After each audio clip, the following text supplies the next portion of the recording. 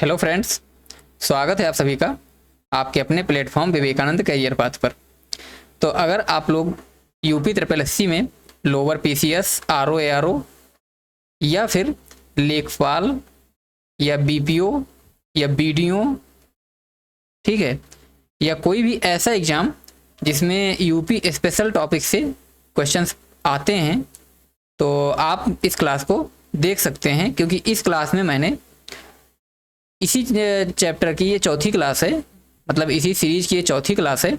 इससे पहले मैंने 3 क्लासेस आप सभी को करवा दी हैं। अगर जिन लोगों ने नहीं देखी है, अभी नए हैं, तो वो लोग जाकर देख सकते हैं। उसमें एडवांस लेवल के क्वेश्चंस प्रैक्टिस करवाए गए हैं चैप्टर वाइज, ठीक है।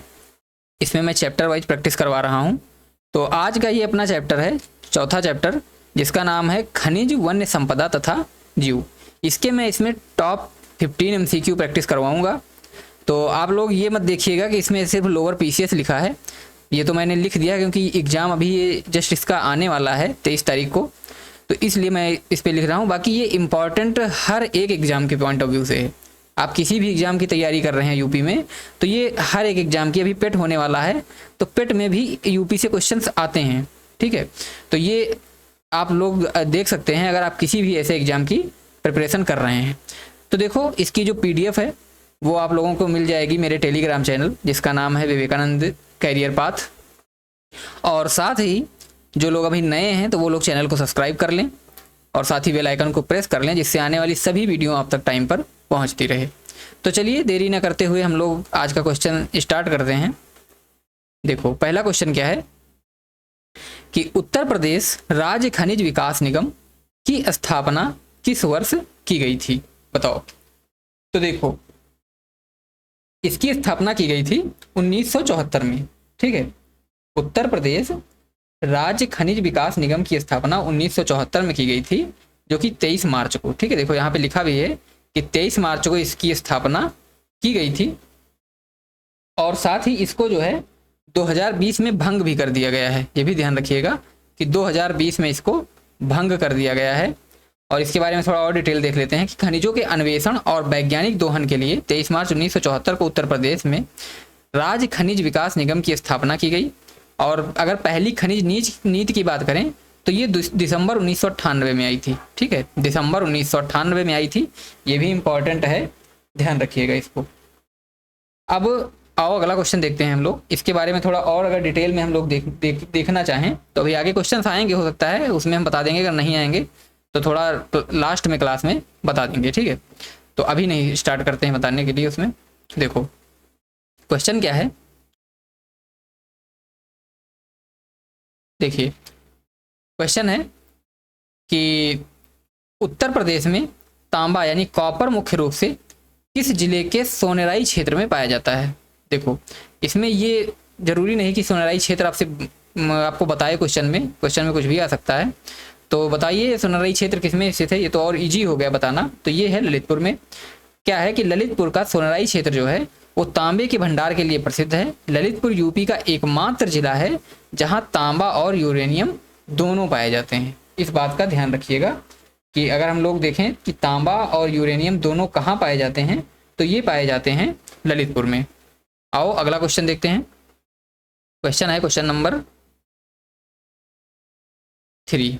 क्या कहता है कि एस्बेस्टस जो अपनी अग्नि प्रतिरोधी क्षमता के लिए जाना जाता है, उत्तर प्रदेश के किस जिले में पाया जाता है। तो एस्बेस्टस पाया जाता है मिर्जापुर में, ठीक है। क्या है कि एस्बेस्टस मुख्य रूप से मिर्जापुर और कुछ मात्रा में झांसी में पाया जाता है। इसका उपयोग सीमेंट की चादरें और अग्निरोधी वस्तुएं बनाने के लिए किया जाता है, ठीक है। तो इस बात का भी ध्यान रखिएगा। और अगर एस्बेस्टस के बारे में हम थोड़ा बहुत जानना चाहें तो बताइए। तो देखो, अगर एस्बेस्टस पूछे ये मिर्जापुर में कहाँ पाया जाता है, तो ये देखो मिर्जापुर और झांसी का कौन सा है जिला, बड़ा गांव, ठीक है। यहाँ पे मुख्यतः पाया जाता है। झांसी का कौन सा, बड़ा गांव है। और साथ ही इसका उपयोग किस लिए किया जाता है एस्बेस्टस का, तो इसका उपयोग सीमेंट उद्योग में किया जाता है। ये भी ध्यान रखिएगा, इसका उपयोग सीमेंट उद्योग में किया जाता है।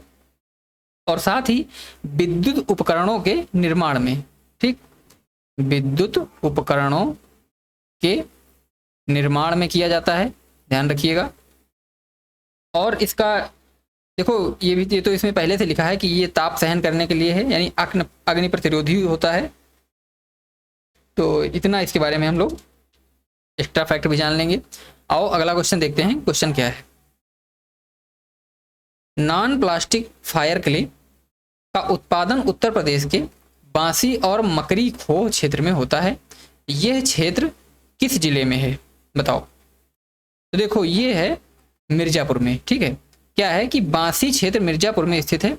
फायर क्ले का उपयोग उच्च ताप सहने वाली ईंटें बनाने में किया जाता है, ठीक। और अगर इसके बारे में हम थोड़ा बात करें तो ये क्या है, मिर्जापुर के साथ साथ सोनभद्र में भी पाया जाता है, ठीक, ध्यान रखिएगा। कुछ मात्रा में सोनभद्र में पाया जाता है। और फायर क्ले जो होता है इसका फॉर्मूला अगर पूछ ले तो क्या होता है, Al2O3.2Si O2 और 2H2O, ठीक है। ये होता है इसका फॉर्मूला। पूछ सकता है, बहुत कम चांस है लेकिन पूछ सकता है, तो इसलिए मैं बता दिया हूँ। आओ अगला क्वेश्चन देखते हैं क्या है। देखो क्वेश्चन है कि उत्तर प्रदेश के सोनभद्र जिले का कजराहट और गुरुमा कनाच क्षेत्र किस खनिज के विशाल भंडार के लिए प्रसिद्ध है? तो ये प्रसिद्ध है चूना पत्थर के लिए, ठीक है। क्या है कि विंध्यन क्रम की चट्टानों वाले सोनभद्र के कजराहट और गुरुमा कनाच क्षेत्र चूना पत्थर के लिए प्रसिद्ध है और यहाँ के चुर्क और डल्ला सीमेंट कारखानों को कच्चा माल देता है, ठीक है। चुर्क और डल्ला किससे संबंधित हैं? सीमेंट के कारखाने हैं, तो इस बात का भी ध्यान रखिएगा। आओ अगला क्वेश्चन देखते हैं। देखिए जितना इंपॉर्टेंट है जिस क्वेश्चन के बारे में मैंने उसको उसमें ऐड किया है, लेकिन फिर भी अगर कोई चीज़ छूटती है तो मैं अलग से बता रहा हूँ। क्या है कि उत्तर प्रदेश में पल्सर गोल्ड मुख्य रूप से किन नदियों की रेत में पाया जाता है? पल्सर गोल्ड क्या है? पल्सर गोल्ड एक जलोढ़ स्वर्ण जिसको बोलते हैं। तो देखो ये पाया जाता है रामगंगा और शारदा। क्या है कि सोने के कण हिमालय से बहकर आने वाले रामगंगा और शारदा नदियों की रेत में बहुत सूक्ष्म मात्रा में पाए जाते हैं, ठीक। आओ अगला क्वेश्चन देखते हैं क्या है। देखिए क्वेश्चन है कि एल्युमिनियम का मुख्य अयस्क बॉक्साइट उत्तर प्रदेश के किन जिलों में प्रमुखता से पाया जाता है? तो देखो ये पाया जाता है ज़्यादातर बांदा और चंदौली में। क्या है कि बॉक्साइट खनन मुख्य रूप से बांदा और चंदौली यानी चंदौली का राजदरबा क्षेत्र जिलों में किया जाता है, जिसे रेणुकूट हिंडाल्को भेजा जाता है, ठीक है। रेणुकूट में हिंडाल्को जो कारखाना है वहां पर इसको भेजा जाता है, इस बात का ध्यान रखिएगा, ठीक है। आओ अगला क्वेश्चन देखते हैं। क्या है कि उच्च कोटि का चाइना क्ले उत्तर प्रदेश के किस जिले में पाया जाता है? तो ये पाया जाता है मिर्जापुर में भी, बांदा में भी और सोनभद्र में, ठीक है। यानी कि उपयुक्त सभी इसका आंसर होगा। चाइना क्ले यानी चीनी मिट्टी का उपयोग बर्तन और सिरेमिक उद्योगों में किया होता है। यह सोनभद्र, बांदा और मिर्जापुर जिलों में पाई जाती है, ध्यान रखिएगा। आओ अगला क्वेश्चन देखते हैं। क्वेश्चन नंबर 9 क्या कहता है कि उत्तर प्रदेश का कौन सा जिला रॉक फॉस्फेट के भंडार के लिए जाना जाता है और इसका उपयोग उर्वरक उद्योग में होता है? तो इसका आंसर होगा ललितपुर, ठीक है। क्या है कि रॉक फॉस्फेट मुख्य रूप से ललितपुर जिले में पाया जाता है। इसके अलावा कुछ मात्रा में यह बांदा में भी मिलता है, ठीक, ध्यान रखिएगा। आओ अगला क्वेश्चन देखते हैं। क्या है कि अंडालुसाइट नामक खनिज के उत्पादन में उत्तर प्रदेश का भारत में एकाधिकार सा है। यह मुख्य रूप से कहाँ मिलता है? तो देखो ये मिलता है सोनभद्र और मिर्जापुर में, ठीक है। अंडालुसाइट का उपयोग स्पार्क प्लग और रिफैक्ट्री उद्योग में होता है। भारत में इसका सर्वाधिक भंडार यूपी के सोनभद्र और मिर्जापुर में है। देखो यहाँ पर एक फैक्ट और हम लोग देख लें कि अगर कभी कभी ये पूछा जाए कि उत्तर प्रदेश में पूरे देश का कितने प्रतिशत खनिज पाया जाता है? कितने प्रतिशत खनिज पाया जाता है? तो इसका आंसर आप सभी लोग कमेंट में दीजिए। मैं लास्ट में इसका आंसर बताऊंगा आपको, वीडियो के लास्ट में इसका आंसर क्या होगा। ठीक है, इसका आंसर आपको कमेंट में लिखना है। आओ वीडियो को देखते हुए देखो, अगला क्वेश्चन है कि India state of forest report के 2021 के अनुसार उत्तर प्रदेश के कुल भौगोलिक क्षेत्रफल का कितना प्रतिशत वनावरण है। ठीक है, इसमें उत्तर प्रदेश का पूछा है स्पेशल, तो बताओ।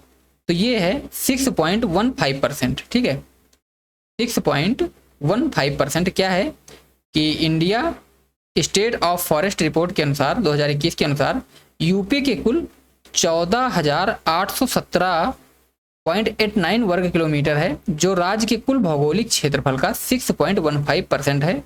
वृक्षावरण कितना है? 3.08%। ध्यान रखिएगा। आओ अगला क्वेश्चन देखते हैं।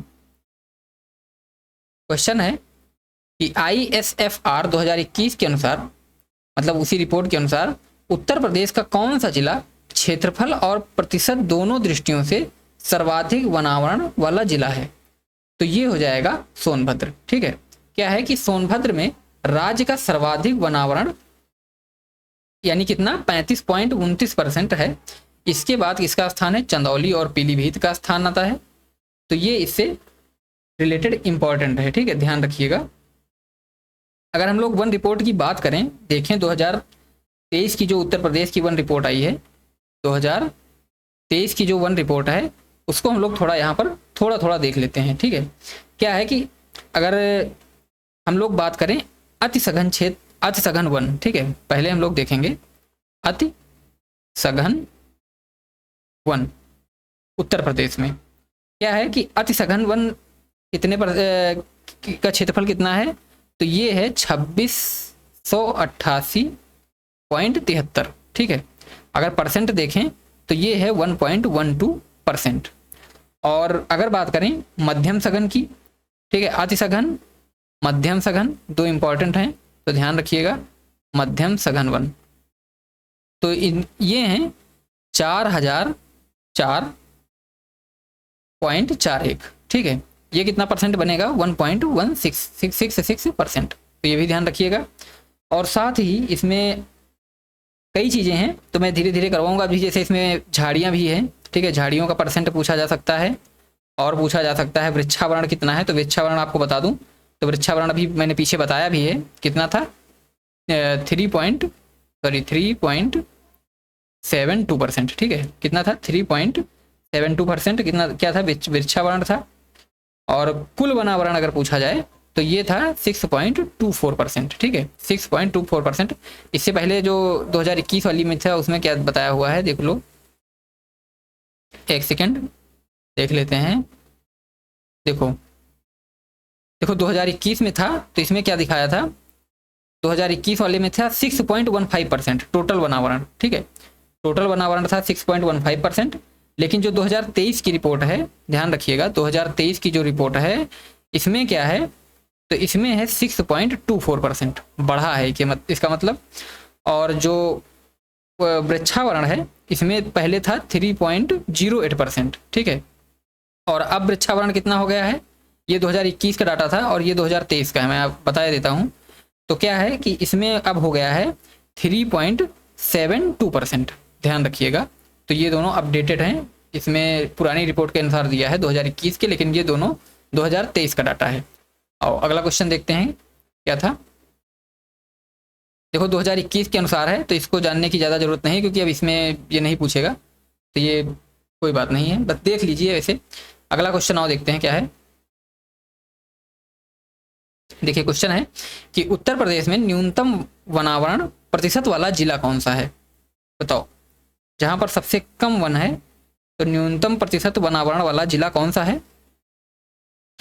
तो पहले इसका आंसर हो जाएगा संत कबीर नगर यानी भदोही। ठीक है, क्या है कि संत रविदास नगर इसका नाम है, मैंने यहाँ पे गलती से कबीर बोल दिया।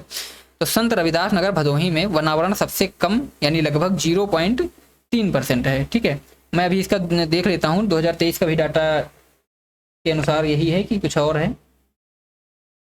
क्या पूछा है? वनावरण, न्यूनतम वनावरण, तो भदोही ही है। हाँ ठीक है, ठीक है, हाँ सही है।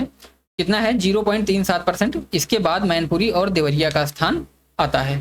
ठीक, तो ये चीज़ ध्यान रखिएगा। लेकिन ये भी 2021 का ही डाटा है आई थिंक, क्योंकि देखो 2021 में भी न्यूनतम क्या था, भदोही था, लेकिन 2023 में क्या है, न्यूनतम में भदोही ही है, लेकिन दूसरा और तीसरा स्थान जो है तो ये चेंज हो गया है। दूसरे स्थान पर है मऊ और तीसरे स्थान पर क्या है, संभल। तो ये भी ध्यान रखिएगा। इसमें जो ये दिया है कि इसके बाद मैनपुरी और देवरिया का स्थान है, तो ये गलत है, ये 2021 का डाटा है। ठीक है, आइए अगला क्वेश्चन देखते हैं। क्या है क्वेश्चन कि उत्तर प्रदेश के तराई और भाभर क्षेत्रों में मुख्य रूप से किस प्रकार के वन पाए जाते हैं? तो ये पाए जाते हैं उष्णकटिबंधीय एवं नम्र पर्णपाती वन। ठीक है, क्या है कि तराई क्षेत्र खीरी, पीलीभीत, गोंडा में अत्यधिक नमी और वर्षा के कारण उष्णकटिबंधीय नम पर्णपाती वन पाए जाते हैं, जहां साल, सागौन और साखू के पेड़ मिलते हैं। अगला क्वेश्चन देखते हैं। क्वेश्चन है कि उत्तर प्रदेश में बीड़ी बनाने के लिए किस पेड़ के पत्तों का उपयोग भारी पैमाने पर किया जाता है? तो ये किया जाता है तेंदू के पत्ते का। ठीक है, ये इंपॉर्टेंट क्वेश्चन है, देखिए याद रखिएगा कि तेंदू के पत्तों का उपयोग बीड़ी उद्योग में होता है। यह मुख्य रूप से बुंदेलखंड और विंध्य क्षेत्र में, सोनभद्र और मिर्जापुर में पाया जाता है। अगला क्वेश्चन आइए देखते हैं। क्वेश्चन है कि कत्था जिसे पान में उपयोग किया जाता है, उत्तर प्रदेश के जंगलों में पाए जाने वाले किस पेड़ की लकड़ी छाल से निकलता है? बताओ। तो ये निकलता है खैर से। ठीक, क्या है कि कत्था खैर वृक्ष की लकड़ी को उबाल कर निकाला जाता है। अलीगढ़ और बरेली में कत्था बनाने के प्रमुख कारखाने स्थित हैं, ध्यान रखिएगा। अगला क्वेश्चन देखते हैं। देखिए भी जो वन रिपोर्ट है 2023 वाली, मैं इसको इसी वीडियो में लास्ट में करवा दूंगा। क्या है कि बिरोजा यानी रेजिन जिसको बोलते हैं और तारपीन का तेल उत्तर प्रदेश में पाए जाने वाले किस वृक्ष से प्राप्त किया जाता है? बताओ। तारपीन का तेल किससे प्राप्त किया जाता है? वृक्षों से प्राप्त किया जाता है। और बिरोजा जिसको रेजिन कहते हैं, तो ये प्राप्त होता है चीड़ से। ठीक है, चीड़ के पेड़ से लीसा यानी रेजिन प्राप्त होता है, जिससे विरोजा और तारपीन का तेल बनाया जाता है। इसका उपयोग पेंट, वार्निश और साबुन उद्योग में होता है। अगला क्वेश्चन देखते हैं। क्वेश्चन है कि उत्तर प्रदेश वन निगम की स्थापना किस वर्ष की गई थी? तो ये की गई थी 1974 में। ठीक है, वनों के वैज्ञानिक दोहन और वन उपज के विपणन के लिए 25 दिसंबर 1974 को उत्तर प्रदेश वन निगम की स्थापना की गई थी। आइए अगला क्वेश्चन देखते हैं। देखिए क्वेश्चन है कि ऑपरेशन ग्रीन योजना उत्तर प्रदेश के किस उद्देश्य से और कब शुरू की गई थी? तो देखो ये शुरू की गई थी 2001 में वनीकरण को बढ़ावा देने के लिए। ठीक है, वृक्षारोपण को जन आंदोलन बनाने के लिए राज्य में 1 जुलाई 2001 को ऑपरेशन ग्रीन शुरू किया गया था। ध्यान रखिएगा, ऑपरेशन ग्रीन कब शुरू हुआ था? 1 जुलाई 2001 को। अगला क्वेश्चन देखते हैं।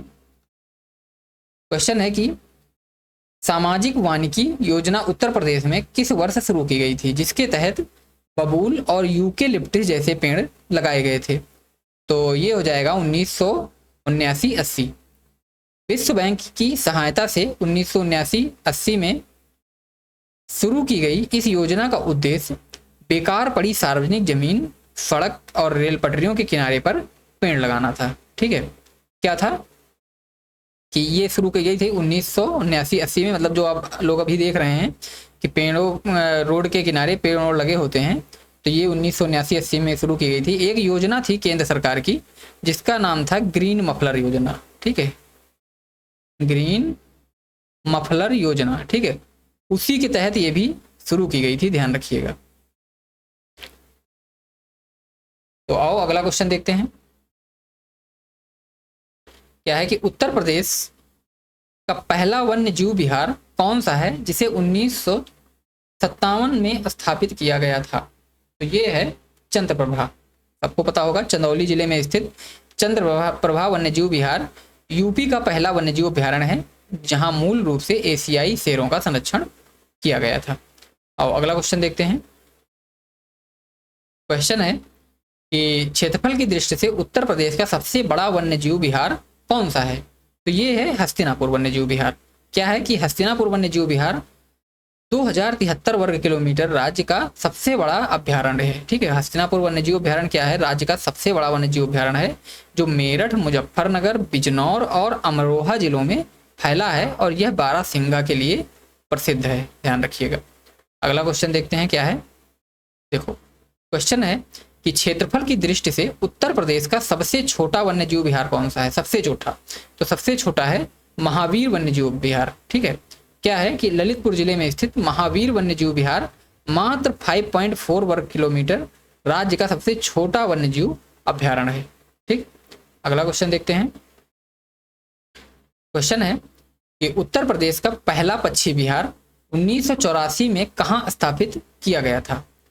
तो ये स्थापित किया गया था नवाबगंज पक्षी विहार, उन्नाव में। ठीक है, अब इसका नाम बदल भी गया है, चंद्रशेखर आजाद पक्षी विहार हो गया। देखो क्या है कि नवाबगंज पक्षी विहार उन्नाव राज्य का पहला पक्षी विहार है, इसका नया नाम हो गया है चंद्रशेखर आजाद पक्षी विहार। अगला क्वेश्चन देखते हैं क्या है। क्वेश्चन है कि क्षेत्रफल की दृष्टि से उत्तर प्रदेश का सबसे बड़ा पक्षी विहार कौन सा है? तो ये है लाख बहोसी पक्षी विहार। ठीक है, सबसे बड़ा पक्षी विहार कौन सा है? लाख बहोसी पक्षी विहार। क्या है कि कन्नौज जिले में स्थित लाख बहोसी पक्षी विहार राज्य का सबसे बड़ा पक्षी विहार है, जो लगभग 80 वर्ग किलोमीटर में फैला है। ठीक है, अब देखो, अभी इससे पहले हम लोगों ने क्या पढ़ा था सबसे बड़ा? देखो, आइए देखते हैं, कंफ्यूजन जो है उसको दूर करते रहते हैं। देखो, अभी हम लोगों ने पढ़ा था कि सबसे बड़ा वन्यजीव विहार। ठीक है, तो वन्यजीव विहार में कौन सा था? हस्तिनापुर वाला था। ठीक है, अगर वन्यजीव विहार पूछे तो हस्तिनापुर लगाओ, और अगर पक्षी विहार पूछे सबसे बड़ा, ठीक है, कहाँ पर गया क्वेश्चन? ये सबसे बड़ा पक्षी विहार, तो ये हो जाएगा लाख बहोसी। ये चीज ध्यान रखिएगा, कंफ्यूजन ना रखिएगा बिल्कुल भी। आओ अगला क्वेश्चन देखते हैं। एक सेकंड, क्वेश्चन क्या है? उत्तर प्रदेश का सबसे छोटा पक्षी विहार कौन सा है? तो सबसे छोटा है पटना पक्षी विहार। ठीक है, सबसे छोटा कौन सा है? जो कि एटा जिले में है, और अभी ये रामसर स्थल भी घोषित हो चुका है। ये 1 वर्ग किलोमीटर में है, ये सबसे छोटा पक्षी विहार है। और अगला क्वेश्चन देखते हैं। क्वेश्चन नंबर 27 क्या है कि दुधवा राष्ट्रीय उद्यान को किस वर्ष राष्ट्रीय उद्यान का दर्जा दिया गया था? तो ये दिया गया था 1977 में। क्या था कि लखीमपुर खीरी में स्थित दुधवा को 1977 में नेशनल पार्क का दर्जा मिला। 1987 में इसे प्रोजेक्ट टाइगर के तहत टाइगर रिजर्व भी घोषित किया गया था। ध्यान रखिएगा, 1987 में जो प्रोजेक्ट टाइगर स्टार्ट हुआ था, उसमें इसको टाइगर रिजर्व भी घोषित किया गया, और इसकी स्थापना 1977 में नेशनल पार्क का इसको दर्जा दिया गया था। ठीक है, आओ अगला क्वेश्चन देखते हैं। क्वेश्चन क्या है कि हाल ही में 2022 उत्तर प्रदेश का चौथा टाइगर रिजर्व किसे घोषित किया गया है? 2022 में जो भारत का 53वां टाइगर रिजर्व है, तो ये घोषित किया गया है रानीपुर टाइगर रिजर्व को। क्या है कि चित्रकूट बुंदेलखंड क्षेत्र में रानीपुर टाइगर रिजर्व यूपी का चौथा टाइगर रिजर्व है। अन्य 3 कौन कौन से हैं? दुधवा, पीलीभीत और अमनगढ़। ठीक है, अन्य टाइगर रिजर्व कौन कौन से हैं? दुधवा और पीलीभीत और साथ ही अमनगढ़। ठीक है, और टाइगर रिजर्व के बारे में देखते हैं, अगर कुछ बताने वाली चीज़ें हैं तो आप लोगों को बता देते हैं साथ साथ में। देखिए, हाँ, इसके बारे में क्या है, अगर पूछे आपसे कि सबसे बड़ा टाइगर रिजर्व कौन सा है, ये 2 चीज़ें जानना जरूरी है, सबसे बड़ा और सबसे पुराना। तो ये कौन सा हो जाएगा? दुधवा। ठीक है, दुधवा टाइगर रिजर्व जो है ये सबसे बड़ा है और सबसे पुराना है। तो इसका क्षेत्रफल कितना है? इसका कुल क्षेत्रफल है 2201.77। ठीक है, और जो सबसे छोटा टाइगर रिजर्व है वो है अमानगढ़। ठीक है, ध्यान रखिएगा, अमानगढ़ टाइगर रिजर्व। और इसका क्षेत्रफल कितना है? तो इसका क्षेत्रफल है टोटल 80.60 वर्ग किलोमीटर। ठीक, तो ये हो जाएंगे। और अभी सबसे नया कौन सा बना है? तो सबसे नया यही बना है, रानीपुर वाला। तो टोटल कितने टाइगर रिजर्व हैं? 4 टाइगर रिजर्व। ठीक, और अगर बाघों की आबादी के बारे में पूछें उत्तर प्रदेश में, तो कौन सा स्थान है? 7वां स्थान है, ये भी ध्यान रखिएगा। ठीक है, चलो अगला क्वेश्चन देखते हैं। देखो क्वेश्चन क्या है कि अमनगढ़ टाइगर रिजर्व जो जिम कॉर्बेट नेशनल पार्क का बफर जोन है उत्तर प्रदेश के किस जिले में स्थित है? तो ये स्थित है बिजनौर में। क्या है कि उत्तराखंड के अलग होने के बाद कॉर्बेट का जो हिस्सा यूपी में रह गया उसे अमनगढ़ टाइगर रिजर्व के रूप में बिजनौर जिले ने अधिसूचित किया है। ठीक है, ये ध्यान रखिएगा। आओ अगला क्वेश्चन देखते हैं। क्वेश्चन नंबर 30 क्या है कि उत्तर प्रदेश के किस टाइगर रिजर्व को बाघों की संख्या दोगुनी करने के लिए अंतरराष्ट्रीय TX2 पुरस्कार से सम्मानित किया गया था? तो ये किया गया था पीलीभीत को। क्या था कि पीलीभीत टाइगर रिजर्व ने 2014 से 18 के बीच बाघों की संख्या 25 से 65 करके लक्ष्य से, देखो 25 थी और कितनी कर दी थी 65। ठीक है, तो पहले ही उन्हें दोगुना कर दिया था, जिसके लिए उसे ये अवार्ड दिया गया था। ठीक है, अगर पीलीभीत टाइगर रिजर्व पूछें किस वर्ष बनाया गया था तो ये 2014 में बनाया गया था। और इसका जो क्षेत्रफल है तो इसका क्षेत्रफल क्या हो जाएगा, ये है 730। ठीक है, 730 पॉइंट समथिंग है, मान लो 24 वर्ग, तो इतना है। ठीक है, 730 है इसका। आओ अगला क्वेश्चन देखते हैं क्या है। देखिए क्वेश्चन है कि भारत का पहला night safari park Uttar Pradesh में कहाँ विकसित किया जा रहा है? तो ये विकसित किया जा रहा है कुकरेल वन क्षेत्र में। ध्यान रखिएगा, ये मोस्ट इंपॉर्टेंट है। अभी ये क्वेश्चन पूछा भी गया किसी एग्जाम में, तो ध्यान रखिएगा कि क्या है कि लखनऊ के कुकरेल वन क्षेत्र में सिंगापुर की तर्ज पर देश का पहला नाइट सफारी और एक नया प्राणी उद्यान विकसित किया जा रहा है। अगला क्वेश्चन देखते हैं क्या है लायन सफारी से related. Lion safari park Uttar Pradesh के किस जिले में स्थित है? बताओ। तो लायन सफारी जो है ये स्थित है इटावा में। क्या है कि एशियाटिक शेरों के प्रजनन और पर्यटन को बढ़ावा देने के लिए इटावा में लायन सफारी यानी बब्बर शेर सफारी की स्थापना की गई है। ध्यान रखिएगा। और अगला क्वेश्चन देखते हैं। क्वेश्चन है कि उत्तर प्रदेश का पहला एलिफेंट रिजर्व 2009 में किन जिलों के वन क्षेत्र में घोषित किया गया था? तो देखो ये घोषित किया गया था सहारनपुर और बिजनौर में। ठीक है, सहारनपुर और बिजनौर में इसको घोषित किया गया था। क्या था कि हाथियों के संरक्षण के लिए 2009 में सहारनपुर और बिजनौर के शिवालिक क्षेत्र को यूपी का पहला हाथी रिजर्व घोषित किया गया था। और दूसरा किसको किया गया था? तराई एलिफेंट रिजर्व को 2022 में। ठीक है, तो ये दोनों चीज ध्यान रखिएगा। और इससे रिलेटेड अगर कुछ है तो बताए, देख लेता हूँ। देखो हाँ, 2023 की जो जनगणना आई थी हाथियों की, तो क्या है कि 2023 की जनगणना के अनुसार उत्तर प्रदेश में हाथियों की संख्या कितनी है? ये है 352। ठीक है, उत्तर प्रदेश में हाथियों की संख्या कितनी है? 352। और इससे पहले कितनी थी? तो इससे पहले थी 265। ठीक है, बढ़ गई है, बढ़ के 352 हो गई है। ध्यान रखिएगा। आइए अगला क्वेश्चन देखते हैं क्या है। क्वेश्चन है कि उत्तर प्रदेश का राज्य पक्षी कौन सा है जिसकी सर्वाधिक आबादी इटावा और मैनपुरी क्षेत्र में पाई जाती है? तो ये है सारस क्रेन। क्या है कि सारस यूपी का राज्य पक्षी है। यह दुनिया का सबसे ऊंचा उड़ने वाला पक्षी है। ठीक है, जो नम भूमियों में रहता है। और दूसरा अगला क्वेश्चन देखते हैं क्या है कि उत्तर प्रदेश का राज्य पशु क्या है? तो उत्तर प्रदेश का राज्य पशु सबको पता होगा, बारहसिंघा है। क्या है कि बारहसिंघा जिसे स्वैम्प डियर कहते हैं, यूपी का राज्य पशु है। यह मुख्य रूप से दुधवा नेशनल पार्क और हस्तिनापुर वन्यजीव विहार में पाया जाता है। नेक्स्ट क्वेश्चन है कि उत्तर प्रदेश में कुल कितने रामसर स्थल हैं? बताओ, उत्तर प्रदेश में टोटल कितने रामसर स्थल हैं? तो देखो ये पुराना डाटा है, इसमें कितना दिया हुआ है? उत्तर प्रदेश में 13 रामसर स्थल, जबकि उत्तर प्रदेश में टोटल कितने रामसर स्थल हो गए हैं? सॉरी 10 रामसर स्थल इसमें दिया गया है, लेकिन अब टोटल हो गए कितने गए हैं? तो ये अब हो गए हैं 13। ठीक है, नया रामसर स्थल कौन सा बना है? तो ये बना है बलिया में। ठीक है, बलिया में बना है। आप लोग बताइएगा इसका नाम क्या है कमेंट में, क्योंकि मैं ये क्वेश्चन करवा चुका हूँ। आओ अगला क्वेश्चन देखते हैं। किसी के नाम पर रखा गया है अभी उसका नाम। देखो, राष्ट्रीय चंबल अभ्यारण्य में घड़ियालों के अलावा और किस अत्यंत दुर्लभ जलीय जीव का संरक्षण किया जाता है? तो ये किया जाता है गंगा डॉल्फिन का, ठीक है, गंगेटिक डॉल्फिन।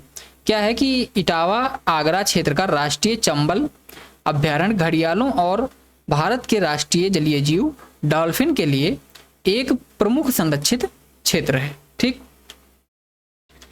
आओ अगला क्वेश्चन देखते हैं।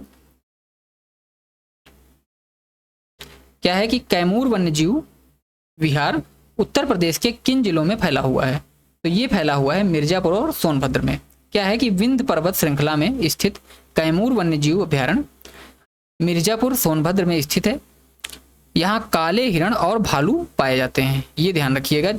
अगर पूछेगा तो इसी से पूछेगा कि कैमूर में कौन से पाए जाते हैं, तो यहाँ काले हिरण और भालू के लिए प्रसिद्ध है। अगला क्वेश्चन क्या है, मयूर संरक्षण केंद्र उत्तर प्रदेश में कहाँ विकसित किया गया है? तो ये विकसित किया गया है वृंदावन में, ठीक है, वृंदावन मथुरा। कृष्ण जी क्या है, मोर का पंख लगाते हैं, तो उसी से याद कर लो कि मयूर संरक्षण केंद्र कहाँ है, वृंदावन में। मथुरा के वृंदावन वन क्षेत्र को मोरों के संरक्षण और संवर्धन के लिए मयूर संरक्षण केंद्र के रूप में अधिसूचित किया गया है, ध्यान रखिएगा। अगला क्वेश्चन क्या है, क्वेश्चन नंबर 42। देखिए, कतरनिया घाट वन्यजीव विहार जो दुधवा टाइगर रिजर्व का हिस्सा है किस जिले में है? तो ये है बहराइच में। बहराइच जिले में स्थित कतरनिया घाट अपनी समृद्ध जैव विविधता, बाघों, तेंदुओं और घड़ियालों के लिए प्रसिद्ध है। यह नेपाल की सीमा से लगा हुआ है। ठीक, आओ अगला क्वेश्चन देखते हैं। क्वेश्चन क्या है कि सुहेलवा वन्यजीव विहार उत्तर प्रदेश के किन जिलों की सीमा पर स्थित है? तो ये स्थित है श्रावस्ती, बलरामपुर और गोंडा के। क्या है कि नेपाल सीमा से सटा सुहेलवा वन्यजीव विहार श्रावस्ती, बलरामपुर और गोंडा जिलों में फैला हुआ है, ध्यान रखिएगा। नेक्स्ट क्वेश्चन क्या है कि पार्वती अर्गा पक्षी विहार जो एक रामसर साइट भी है किस जिले में है? तो ये है गोंडा में, ठीक है। पार्वती अर्गा कहाँ पर है? गोंडा में। गोंडा जिले में स्थित पार्वती अर्गा 2 गोखुर झीलें हैं जहां सर्दियों में हजारों साइबेरियन पक्षी आते हैं, ठीक है। अगला क्वेश्चन देखते हैं, क्वेश्चन नंबर 45। क्या है कि पांडी पक्षी विहार उत्तर प्रदेश के किस जिले में स्थित है? तो ये स्थित है हरदोई में। क्या है कि सांडी पक्षी विहार रामसर साइट है जो कि हरदोई जिले में स्थित है, जिसे स्थानीय लोग दहर झील भी कहते हैं, ध्यान रखिएगा। नेक्स्ट क्वेश्चन है कि समान पक्षी विहार उत्तर प्रदेश के किस जिले में है? तो ये है मैनपुरी में, ठीक है। समान पक्षी विहार कहाँ है? मैनपुरी में। मैनपुरी जिले में स्थित समान पक्षी विहार भी यूपी का 10 रामसर साइटों में एक है, यानी कि 10 नहीं, यहाँ पे 13 होगा, ठीक है। अगला क्वेश्चन देखते हैं। देखिए, रामसर साइट जो है ये बहुत तेजी से बढ़ती हैं, तो इसमें थोड़ा अपडेटेड डाटा में प्रॉब्लम हो जाती है कि ओखला पक्षी विहार किन 2 राज्यों की सीमा पर स्थित है? तो ये स्थित है यूपी और दिल्ली के, ठीक है। ओखला कहाँ पर है? यूपी और दिल्ली की सीमा पर है। यमुना नदी पर स्थित ओखला पक्षी विहार गौतम बुद्ध नगर और दिल्ली की सीमा पर स्थित है, ध्यान रखिएगा। Next question, question number 48। क्या है कि उत्तर प्रदेश राज्य जैव विविधता बोर्ड की स्थापना किस वर्ष की गई थी? तो ये स्थापना की गई थी 2006 में। क्या है कि जैव विविधता अधिनियम 2002 के तहत यूपी सरकार ने राज्य की जैविक संपदा के संरक्षण के लिए 2006 में इस बोर्ड की स्थापना लखनऊ में की थी। क्वेश्चन नंबर 49 क्या कहता है कि उत्तर प्रदेश का राज्य पक्षी, राज्य वृक्ष और राज्य पुष्प क्रमशः कौन से हैं? तो देखो, राज्य वृक्ष है इसका उत्तर प्रदेश का अशोक, और पुष्प है पलाश, टेसू जिसको बोलते हैं। कि यूपी का राज्य वृक्ष क्या है? अशोक, सीताशोक, और राज्य पुष्प पलाश यानी टेसू है। आज का लास्ट क्वेश्चन, इसका आंसर आप लोगों को कमेंट में देना है। देखिए क्या है कि विजय सागर पक्षी विहार उत्तर प्रदेश के किस बुंदेलखंडी जिले में स्थित है? तो इसका आंसर आप लोगों को कमेंट में देना है। और वीडियो को एंड करने से पहले मैं आप सभी को, मैंने कहा था कि 2023 का मैं बता दूंगा वन रिपोर्ट जो है, ठीक है। तो आइए देख लेते हैं एक बार वन रिपोर्ट को 2023 की क्या है, जो जितने भी इंपॉर्टेंट पॉइंट हैं, ठीक है, उत्तर प्रदेश के बारे में। तो क्या है उत्तर प्रदेश के बारे में? देखो, मैंने पहले ही बता दिया कि जो वनावरण है वो कितना है उत्तर प्रदेश का। देखिए, उत्तर प्रदेश का जो टोटल वनावरण है वो है 15,045, ऐसे याद करिएगा, 15×45 याद करने का तरीका बता रहा हूँ। टोटल जो वनावरण है वो है 1545.80, ठीक है। और अगर परसेंटेज पूछेगा टोटल वनावरण का तो 6.24% है, ध्यान रखिएगा, ठीक है। ये किसकी बात की जा रही है? ये भी बात की जा रही है वनावरण की। अब आइए दूसरे नंबर पर देखते हैं, अगर पूछे वृक्षावरण कितना है, ठीक, तो इसका वृक्षावरण कितना है? तो वृक्षावरण है इसका 8950.92, मतलब 8950, और अगर परसेंटेज की बात करें तो 3.72 है। और दोनों की संख्या में बढ़ोतरी हुई है 2021 की रिपोर्ट से, क्योंकि उसमें ये था 6.18% और ये था 3.08%, ठीक है। ये दोनों थे 2021 में, ये दोनों डाटा किसके हैं? 2021 के हैं, और ये दोनों डाटा किसके हैं? 2023 के हैं, ठीक है। इतना हुआ। अब आओ देखते हैं थोड़ा और इसके बारे में, नोट करते रहिएगा साथ साथ में। और क्या है इसमें, इसके बारे में पूछता है सघन, मध्यम और खुले वन के बारे में। तो अगर सघन, देखो इसमें ज़्यादातर पूछता है अति सघन और मध्यम वन, तो इन्हीं दोनों को देखेंगे। क्या है कि अति सघन वन, इसका परसेंटेज बताना है, और साथ ही मध्यम वन, मध्यम सघन वन, ठीक है, इसका परसेंटेज बताना है। और साथ ही अगर पूछे कि झाड़ियाँ, ठीक है, तीसरे नंबर पे क्या बताया था मैंने? झाड़ियाँ। अगर झाड़ियों का परसेंटेज पूछता है, ठीक है, तो आइए देखते हैं इसका क्या है। अति सघन वन क्या है? क्षेत्रफल, क्षेत्रफल है इसका 2688, ठीक है, और परसेंटेज हो जाएगा 1.12%। और मध्यम सघन वन कितना है? ये सब मैंने पहले भी बताया कि 4.4 यानी 4004 मान लो समथिंग है इसके, तो इसका हो जाएगा 1.66%। और झाड़ियों का परसेंटेज कितना है? तो झाड़ियों का है, क्षेत्रफल है पहले देखेंगे, 6.39.51 क्षेत्रफल है, और अगर परसेंटेज की बात करें तो ये है 0.27%, ठीक है। अगर पूछता है कि कुल वृक्षावरण और वनावरण दोनों को मिलाकर कितना है, ठीक है, एक मिनट लिख लेते हैं। कुल वृक्षावरण प्लस वनावरण, अगर दोनों का साथ में पूछ ले तो ये हो जाएगा टोटल। अगर क्षेत्रफल पूछे तो ये 23,996, और अगर इसका परसेंटेज पूछेगा तो परसेंटेज लिखना है आपको 9.96%, ठीक है, ध्यान रखिएगा 9.96% है इसका कुल, मतलब कि जिसमें वृक्षावरण और वनावरण दोनों शामिल हो जाते हैं, ठीक है। तो ये हो गया इतना। अब आइए इसके बाद देखते हैं और भी इम्पोर्टेंट चीज़ें क्या हैं। देखो ये 2023 की रिपोर्ट थी, और इसके बारे में इम्पोर्टेंट ये है कि अगर हम लोग देखें रिजर्व्ड फॉरेस्ट और प्रोटेक्टेड फॉरेस्ट के बारे में, तो क्या है, देखो एक सेकेंड, क्या है यहीं पे मैं सब समझा देता हूँ कि रिजर्व्ड फॉरेस्ट, ठीक है, रिजर्व फॉरेस्ट का परसेंटेज कितना है, और क्या है प्रोटेक्टेड फॉरेस्ट का परसेंटेज कितना है, और साथ ही एक पूछा है अनक्लास्ड, ठीक है, जिसका कोई क्लास नहीं है, अनक्लास्ड फॉरेस्ट का परसेंटेज कितना है। तो देखो रिजर्व का है, अगर क्षेत्रफल देखेंगे तो 11,571 है, मतलब कितना 66.36%, ठीक। और अगर हम लोग इसका देखें प्रोटेक्टेड का तो ये है 330, कितना परसेंट हो जाएगा 1.89% हो जाएगा। और साथ ही अगर देखें अवर्गीकृत क्षेत्र में तो ये होगा 5534, मतलब 31.74%। ये चीज़ें नोट कर लीजिए, इंपॉर्टेंट हैं।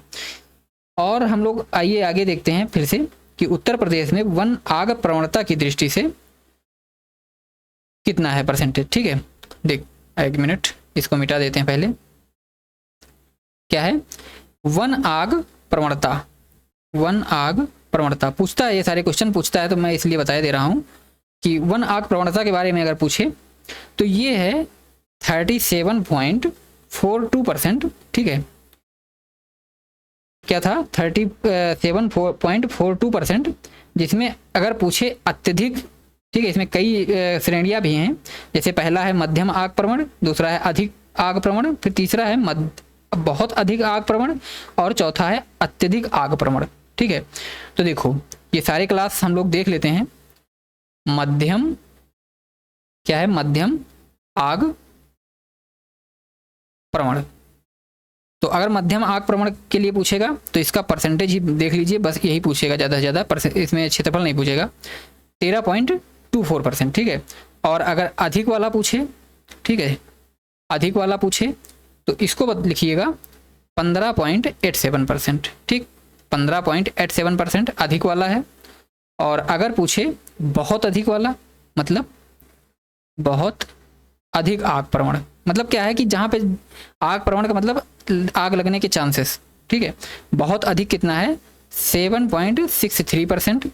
और चौथे नंबर पे है अत्यधिक, ठीक है, अत्यधिक टॉप क्लास पे कौन है, तो ये हो जाएगा 0.68%, ठीक है। ध्यान रखिएगा इसमें अत्यधिक और ये मध्यम वाला, ये दो पूछ सकते हैं, ठीक है। तो ये चीज़ें ध्यान रखिएगा। टोटल कितना है 37.42%, ये 2023 की रिपोर्ट के अनुसार मैं आपको बता रहा हूँ। अब अगर हम लोग देखें थोड़ा और इसके बारे में,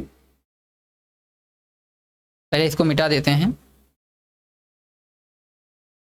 देखिए अब हम लोग देखेंगे न्यूनतम और अधिकतम वाला। क्या है कि अगर पूछे कि शीर्ष 3 वनावरण क्षेत्रफल वाले अधिकतम कितने हैं, मतलब सबसे ज्यादा वनावरण वाले, देखो यहीं पे लिख लेता हूं कि शीर्ष 3 वनावरण, शीर्ष 3 वनावरण क्षेत्रफल वाले जिले, ठीक, मतलब सबसे ज्यादा 3 क्षेत्रफल वाले जिले, वनावरण और क्षेत्रफल वाले जिले कौन कौन से हैं। तो देखो पहला कौन सा है, सोनभद्र, ठीक, जैसा कि मैंने आपको बताया ऊपर, सबसे ज्यादा कौन सा है, सोनभद्र, जहां का क्षेत्रफल कितना है 2407.87 किलोमीटर स्क्वायर, सब किलोमीटर स्क्वायर में रहेगा, ये चीज ध्यान रखिएगा अगर मैं भूल भी जाऊं लिखने को। दूसरे स्थान पर आता है लखीमपुर खीरी, ठीक, लखीमपुर खीरी है, इसका कितना है 1234 किलोमीटर स्क्वायर, ठीक। और तीसरे नंबर पे आता है कौन सा, मिर्जापुर, ठीक, मिर्जापुर का कितना है 736.91 किलोमीटर स्क्वायर, ठीक है। तो ये क्या है, ये शीर्ष 3 वनावरण वाले जिले हैं। पहला है सोनभद्र, दूसरा है लखीमपुर और तीसरा है मिर्जापुर, ठीक है, दूसरा है लखीमपुर और तीसरा है मिर्जापुर। अब आओ देखते हैं, क्या देखेंगे, न्यूनतम वाले, ठीक है, न्यूनतम 3 कौन कौन से हैं वनावरण, ठीक है, न्यूनतम, एक सेकंड, क्या है, न्यूनतम वनावरण। देखो न्यूनतम वनावरण में क्या होगा, पहला हो जाएगा भदोही, आप सबको बताया मैंने पहले भी, भदोही है पहले नंबर पर, दूसरे नंबर पर है मऊ, ठीक, और तीसरे नंबर पे कौन आएगा, संभल, ठीक, ध्यान रखिएगा। भदोही में कितना है परसेंटेज, क्षेत्रफल कितना है 5.22, ठीक है, और किलोमीटर स्क्वायर है पीछे। दूसरे नंबर पर है ये 11.37 है, ठीक है, मऊ में। और संभल में कितना है, ये है 12.47। तो ये 3 कौन से हैं, न्यूनतम वनावरण वाले क्षेत्र हैं। और अगर हम लोग देखें कि प्रतिशत में अगर पूछे, ठीक है, ये तो मान लिया क्षेत्रफल की दृष्टि से था, अगर परसेंटेज में पूछता है तो परसेंटेज में हम लोग देखेंगे यार अधिकतम, तो देखो अधिकतम क्षेत्रफल में कौन था, अधिकतम वनावरण जो था वो क्षेत्रफल में कौन था, और ये है परसेंटेज में। तो क्षेत्रफल अधिकतम में था कौन सा, सोनभद्र, तो परसेंटेज में भी कौन सा हो जाएगा, पहला सोनभद्र, ठीक, पहला हो जाएगा सोनभद्र। और दूसरा कौन सा था, दूसरा उसमें था लखीमपुर खीरी, लेकिन यहाँ पर दूसरा परसेंटेज में हो जाएगा चंदौली, इस बात का ध्यान रखिएगा, ठीक है, दूसरा हो जाएगा चंदौली, क्योंकि सोनभद्र में कितना है 34.87% है और चंदौली में कितना है 21.63%। और तीसरे नंबर पे आ जाएगा इसमें श्रावस्ती, ठीक है। परसेंटेज में तीसरे नंबर पर श्रावस्ती हो जाएगा, और उसमें तीसरे नंबर पर कौन था, मिर्जापुर था। क्षेत्रफल में तीसरे नंबर पर मिर्जापुर होगा, दूसरे नंबर पे क्षेत्रफल में लखीमपुर होगा, लेकिन अगर परसेंटेज पूछे तो दूसरे नंबर पे होगा चंदौली, और तीसरे नंबर पे होगा परसेंटेज में श्रावस्ती, ठीक है। अब श्रावस्ती का अगर हम लोग देखें कितना है, तो ये है 20.95%, ठीक है। और टोटल उत्तर प्रदेश में कितना है, 6.24%। ये चीज़ मैंने आपको बताया ही है, वनावरण की बात की जा रही है। अब हम लोग देखेंगे न्यूनतम में, ठीक है। तो देखो न्यूनतम में परसेंटेज की बात की जाएगी अब यहाँ पर, ठीक। देखो एक सेकेंड, टोटल बताया देता हूँ यहीं पे एक ही वीडियो में, बार बार इसका नहीं करना पड़ेगा। न्यूनतम परसेंटेज में अगर पूछे तो देखो न्यूनतम क्षेत्रफल में पहले स्थान पे भदोही था, लेकिन अब क्या है, न्यूनतम अगर क्षेत्रफल में पूछेगा तो पहले स्थान पे संभल हो जाएगा, ठीक है। संभल उसमें किस स्थान पे था, तीसरे स्थान पे था, ध्यान रखिएगा। और न्यूनतम में दूसरे स्थान पे आ जाएगा भदोही, ठीक है। भदोही जो है ये दूसरे पे आ जाएगा, और तीसरे पे पहुंच जाएगा कौन सा, मैनपुरी, ठीक है। तीसरे पर कौन सा चला जाएगा, मैनपुरी, ध्यान रखिएगा। अगर इनका परसेंटेज की हम लोग बात करें तो परसेंटेज इनका पूछेगा नहीं, वैसे मैं बता देता हूँ। 0.50% इसका हो जाएगा, और इसका हो जाएगा 0.51%, और मैनपुरी का हो जाएगा 0.63%, ध्यान रखिएगा, ठीक है। और क्या पूछता है इसमें, देखो अगर वनावरण में सबसे ज़्यादा वृद्धि पूछे, ठीक है, तो सबसे ज़्यादा वृद्धि वाला जिला था झांसी, ध्यान रखिएगा। सबसे ज़्यादा वृद्धि कहाँ पर हुई है, झांसी में, और सबसे ज़्यादा वृद्धि वाला हो गया। और साथ ही इसमें क्या क्या पूछता है, आई थिंक सारी चीज़ें मैंने बता दी हैं। एक मिनट, एक थोड़ा और देख लेते हैं। देखो हाँ, अब सारी चीज़ें हो गई हैं लगभग इसकी। अगर कोई चीज़ छूटी होगी तो आप लोग बताइएगा कमेंट में, तो उसको भी करवा देंगे। तो आज के लिए इतना ही रखते हैं इस वीडियो में, फिर मिलेंगे आपको नेक्स्ट वीडियो में। और अगर आप लोगों को ये क्लास पसंद आई हो तो लाइक करिएगा, और साथ ही चैनल को सब्सक्राइब कर लीजिए, क्योंकि मैं अपनी तरफ से इस क्लास, देखो ये जो जितनी भी क्लासेज मैं लेता हूँ, अपनी तरफ से मैं पूरा प्रयास करता हूँ कि जितना भी इससे इम्पॉर्टेंट डाटा है आपको प्रोवाइड करवा दिया जाए, चाहे वो क्वेश्चन के माध्यम से हो और चाहे अलग अलग से बता के हो, पॉइंट वाइज। देखो क्वेश्चन वाइज मैं ज़्यादा प्रयास करता हूँ, क्योंकि क्वेश्चन में होता क्या है कि जैसे क्वेश्चन से याद करते हैं तो वो चीज़ दिमाग में बैठती है कि हाँ ये क्वेश्चन मैंने कहीं किया है, तो हो जाता है। अब पॉइंट वाइज तो हम लोग बुक में भी पढ़ते हैं, उसमें कोई ऐसी बात नहीं है, पॉइंट वाइज बुक में भी पढ़ते हैं, तो उसका कोई उतना नहीं रहता है ज़्यादा। तो जैसा भी हो सकता है, मैं सारे तरीके से आपको अच्छा कंटेंट प्रोवाइड करने की कोशिश करता हूँ। तो अगर वीडियो आप सभी को पसंद आए और अच्छा लगता हो तो बताइएगा, चैनल को लाइक भी करिए और सब्सक्राइब करिए वीडियो को। तो आपको मिलेंगे अब नेक्स्ट वीडियो में, तब तक के लिए आप सभी से जय हिंद।